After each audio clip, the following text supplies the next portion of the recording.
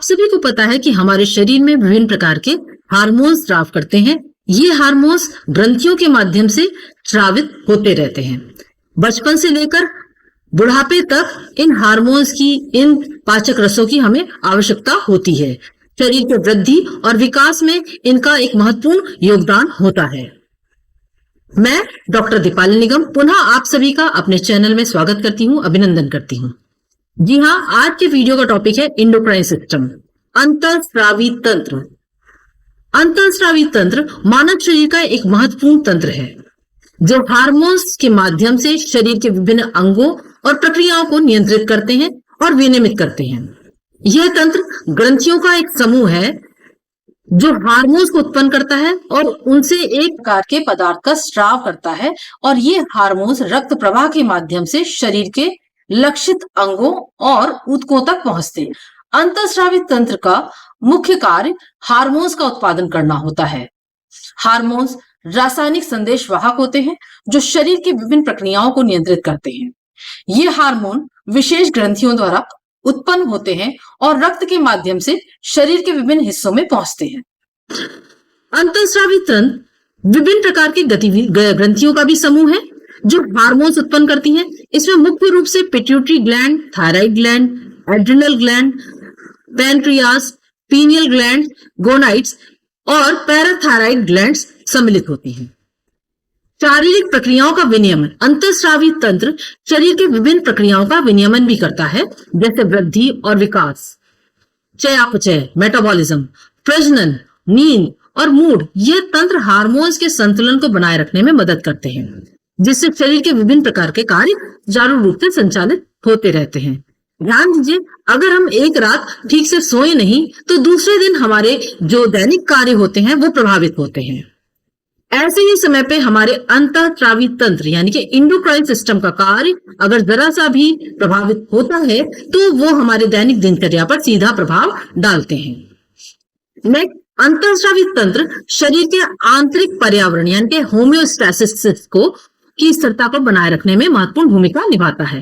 Hormone के माध्यम से यह तंत्र शरीर के तापमान, रक्तचाप, बैलेंस ऑफ वाटर और अन्य महत्वपूर्ण शारीरिक क्रियाओं को नियंत्रित करता है। प्रतिरक्षा प्रणाली का समर्थन। अंतःस्रावी तंत्र कुछ हार्मोन का जो स्राव करता है उससे हमारी जो इम्यून सिस्टम है उसके कार्य में सहायता मिलती है, जो शरीर को विभिन्न प्रकार के बीमारियों और संक्रमण से बचाते हैं। अंतःस्रावी तंत्र हमारे शरीर की एक महत्वपूर्ण तंत्र है जो विभिन्न प्रकार के हार्मोन्स के द्वारा हमारी शरीर की प्रक्रियाओं को नियंत्रित करता है और विनियमित करता है। तो इस प्रकार से इनका एक संतुलन और एक सही प्रकार का जो कार्य है वो संपादित होता रहना चाहिए, जो कि हमारे समग्र स्वास्थ्य के लिए और उसके संतुलन के लिए अति आवश्यक है। चलिए जानते हैं ग्लैंड का मीनिंग क्या होता है, ग्रंथियों का अर्थ क्या होता है। ग्रंथियां एक विशेष प्रकार की संरचनाएं होती हैं जो विभिन्न प्रकार के रसायनों जैसे हार्मोन्स, एंजाइम और अन्य स्रावों का उत्पादन करती हैं और स्राव करती हैं। ये रसायन शरीर के विभिन्न प्रक्रियाओं और कार्यों को नियंत्रित करते हैं, विनियमित करने में महत्वपूर्ण भूमिका निभाते हैं। ग्रंथियां ये मुख्य रूप से दो प्रकार की होती हैं। एक होती है अंतःस्रावी जिसे हम एंडोक्राइन ग्लैंड कहते हैं, दूसरी होती है बहिःस्रावी जिसको हम लोग एक्सोक्राइन ग्लैंड कहते हैं। सबसे पहले बात करते हैं हम एंडोक्राइन ग्लैंड की। एंडोक्राइन ग्लैंड में मुख्य रूप से आती है पिट्यूटरी ग्लैंड। पिट्यूटरी ग्लैंड मस्तिष्क के आधार पर स्थित होती है, हाइपोथैलेमस के ठीक नीचे यह स्थित होती है। इसका मुख्य कार्य हार्मोन्स को उत्पन्न करना है जो अंतःस्रावी ग्रंथियों के कार्य को नियंत्रित करती है। इसे हम मास्टर ग्लैंड के नाम से भी जानते हैं। इसमें जो हार्मोन्स का स्राव होता है वो होता है ग्रोथ हार्मोन एंड जिसको बोलते हैं एसीटीएच, एड्रिनो कॉर्टिकोकॉर्टिक हार्मोन। थायराइड उत्तेजक हार्मोन्स जिसको कि टीएसएच कहा जाता है। आजकल हम जब थायराइड के टेस्ट कराने जाते हैं तो वहां पर टीएसएच जरूर देखा जाता है। देन ल्यूटिनाइजिंग हार्मोन जिसको एलएफ के नाम से जाना जाता है। एफएसएच जिसे फॉलिकल उत्तेजक हार्मोन कहा जाता है। एफएसएच का टेस्ट मोस्टली फीमेल के ऑर्गन्स को मतलब जो इंटरनल ऑर्गन्स होते हैं उनके लिए किया जाता है। इसमें फॉलिकल की मात्रा को देखा जाता है। थायराइड ग्लैंड गर्दन के सामने ट्रैकिया के दोनों तरफ यह ग्लैंड स्थित होती है और यह ग्रंथ थायराइड हार्मोन का उत्पादन करती है जो शरीर के चयापचय को नियंत्रित करती है। इससे निकलने वाले हार्मोन थायरोक्सिन है जिसे T4 कहा जाता है। ट्रायोडोथायरोन है जिसका नाम है T3। फिर है कैल्सिटोनिन जिसे हम कैल्सिटोनिन के नाम से जानते हैं। तो ये तीनों ही जो हार्मोन्स है वो थायराइड ग्रंथि के द्वारा स्रावित किए जाते हैं। नेक्स्ट है पैराथायराइड ग्रंथियां।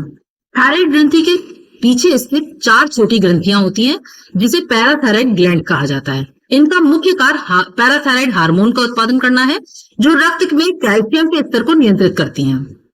इनसे निकलने वाले हार्मोन का नाम है पैराथायराइड हार्मोन जिसे पीटीएच के नाम से जाना जाता है। नेक्स्ट है एड्रिनल ग्लैंड, किडनी के ऊपर स्थित होती है और ये ग्रंथियां विभिन्न हार्मोन का उत्पादन करती हैं जो तनाव की प्रतिक्रिया, रक्तचाप, जल संतुलन को नियंत्रित करते हैं। इनसे निकलने वाला हार्मोन है एड्रिनोलिन और कॉर्टिसोल, एल्डोस्टेरोन। ये 3 हार्मोन्स एड्रिनल ग्रंथि द्वारा स्रावित किए जाते हैं। नेक्स्ट है पैंक्रियास। यह पेट के पीछे, पेट और छोटी आंत के बीच में स्थित होती है और पैंक्रियास का मुख्य कार्य होता है इंसुलिन और ग्लूकागॉन नामक हार्मोन्स का उत्पादन करना जो रक्त में शर्करा के स्तर को नियंत्रित करती है। इनसे निकलने वाले हार्मोन का नाम है इंसुलिन और ग्लूकागॉन। नेक्स्ट पीनियल ग्लैंड, ये मस्तिष्क के केंद्र में स्थित होती है और थैलेमस के ठीक ऊपर स्थित होती है। इसका मुख्य कार्य मेलाटोनिन नामक हार्मोन का उत्पादन करना है जो नींद और जागने के चक्र को नियंत्रित करता है। इससे निकलने वाले हार्मोन का नाम है मेलाटोनिन। नेक्स्ट है गोनाड्स ग्लैंड। ये ओवरीज कहलाती है, अंडाशय में स्थित होती है और महिलाओं में पेट के निचले हिस्से में स्थित होती हैं। इनका मुख्य कार्य एस्ट्रोजन और प्रोजेस्टेरोन हार्मोन को उत्पादन करना होता है जो महिला प्रजनन प्रणाली और मासिक धर्म के चक्र को नियंत्रित करने में मदद करते हैं। इनसे निकलने वाले हार्मोन का नाम एस्ट्रोजन और प्रोजेस्टेरोन होता है। नेक्स्ट है टेस्टिस। ये पुरुषों के अंडकोश में पाए जाते हैं और वृषण यानी कि टेस्टोस्टेरोन हार्मोन उत्पन्न करने में मदद करते हैं जो पुरुष प्रजनन प्रणाली और यौन विशेषताओं को नियंत्रित करते हैं। इस हार्मोन का नाम टेस्टोस्टेरोन है। आगे हम बात करते हैं इंडोक्राइन ग्लैंड के फंक्शन की बात। अंतःस्रावी ग्रंथियों के मुख्य कार्य होते हैं जिससे सबसे पहले है चयापचय का विनियमन, रेगुलेशन ऑफ मेटाबॉलिज्म। क्योंकि थायराइड ग्रंथि थायराइड हार्मोन का स्राव करती है जो शरीर के चयापचय की दर को नियंत्रित करती है यानी कि मेटाबॉलिज्म रेट को कंट्रोल करती है। नेक्स्ट विकास और वृद्धि, ग्रोथ एंड डेवलपमेंट की बात करें तो पिट्यूटरी ग्लैंड ग्रोथ हार्मोन्स का उत्पादन करती है जो शारीरिक विकास और कोशिकाओं के विभाजन को प्रोत्साहित करती है। अंतःस्रावी ग्रंथियों का मुख्य कार्य एड्रिनल ग्रंथियों द्वारा भी किया जाता है जिसमें एल्डोस्टेरोन नामक हार्मोन उत्पन्न किया जाता है जो शरीर में जल और इलेक्ट्रोलाइट संतुलन को बनाए रखने में मदद करते हैं। नेक्स्ट है control of blood sugar. Pancreas द्वारा इंसुलिन और ग्लूकागॉन नामक हार्मोन का उत्पादन किया जाता है जो खून में शर्करा के स्तर को नियंत्रित करते हैं। Next stress response. Adrenal gland के द्वारा कॉर्टिसोल और एड्रेनालिन नामक हार्मोन का उत्पादन किया जाता है जो शरीर के तनावपूर्ण परिस्थितियों में प्रतिक्रिया करने में मदद प्रदान करते हैं। अंतःस्रावी ग्रंथियों का मुख्य कार्य है प्रजनन और यौन विशेषताओं को संचालित करना। गोनाड्स में अंडाशय और वृषण में सेक्स हार्मोन जैसे कि एस्ट्रोजन, प्रोजेस्टेरोन, टेस्टोस्टेरोन उत्पन्न किए जाते हैं जो प्रजनन प्रणाली और यौन विशेषताओं को उत्पन्न करने में और उनको नियंत्रित करने में मदद करते हैं। Next sleep wake cycle. अंतःस्रावी ग्रंथियां नींद जागरण चक्र में भी मदद करती हैं। फीमेल ग्लैंड द्वारा मेलाटोनिन नामक हार्मोन्स द्वारा नींद के और जागने के चक्र को कंट्रोल किया जाता है।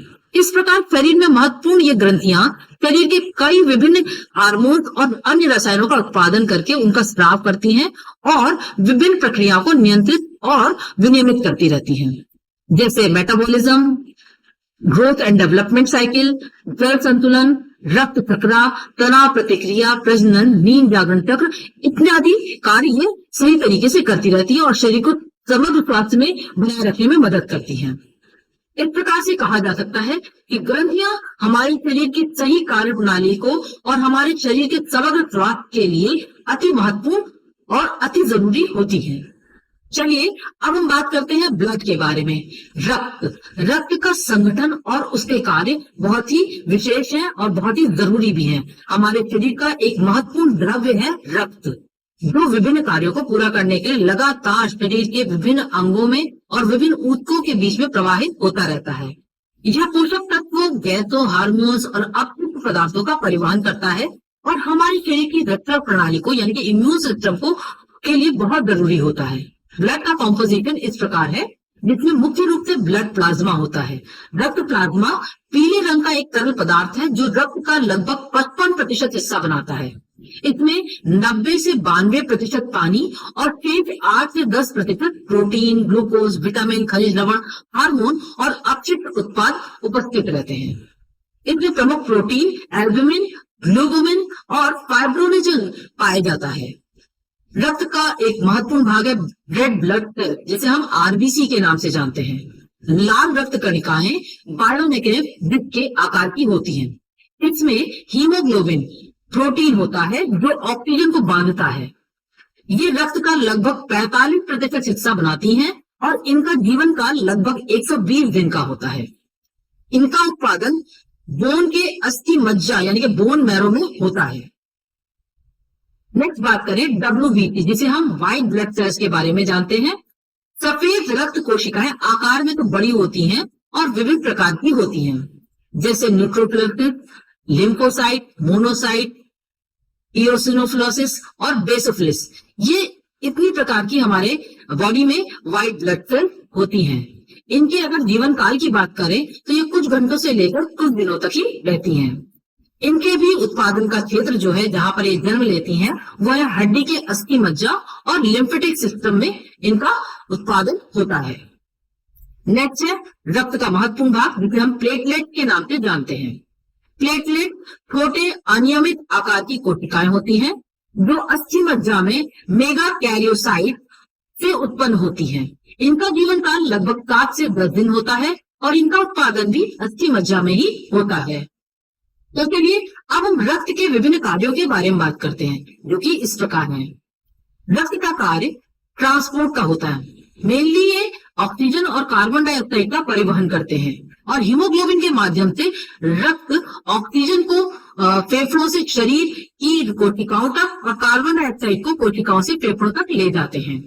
पोषक तत्वों का परिवहन यानी कि पाचन तंत्र से अवशोषित पोषक तत्वों को शरीर के विभिन्न अंगों और ऊतकों तक पहुंचाने का कार्य भी रक्त द्वारा संपादित किया जाता है।